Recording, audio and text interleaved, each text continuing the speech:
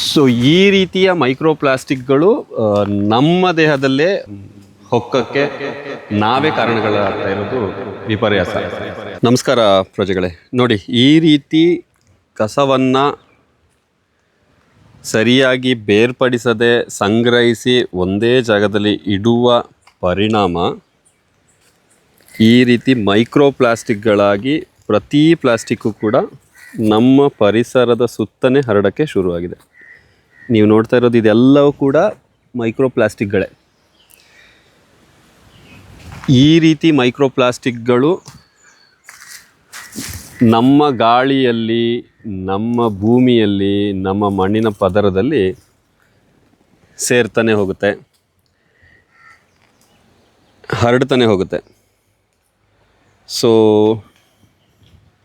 ಇದ್ರ ಬಗ್ಗೆ ನಾವು ಹೆಚ್ಚಿನ ಕಾಳಜಿ ಮತ್ತು ಗಮನ ಹರಿಸಲೇಬೇಕು. ಈ ರೀತಿ ಎಷ್ಟೋ ಸಮಯದಿಂದ ಸಂಗ್ರಹಿಸಿಟ್ಟಿರುವಂತಹ ಕಸ ಮೈಕ್ರೋಪ್ಲಾಸ್ಟಿಕ್ಗಳಾಗೋದಂತೂ ಖಚಿತ. ಸೊ ಈ ರೀತಿಯ ಮೈಕ್ರೋಪ್ಲಾಸ್ಟಿಕ್ಗಳು ನಮ್ಮ ದೇಹದಲ್ಲೇ ಹೊಕ್ಕಕ್ಕೆ ನಾವೇ ಕಾರಣಗಳಾಗ್ತಾ ಇರೋದು ವಿಪರ್ಯಾಸ. ದಯವಿಟ್ಟು ಗಮನಿಸಬೇಕು.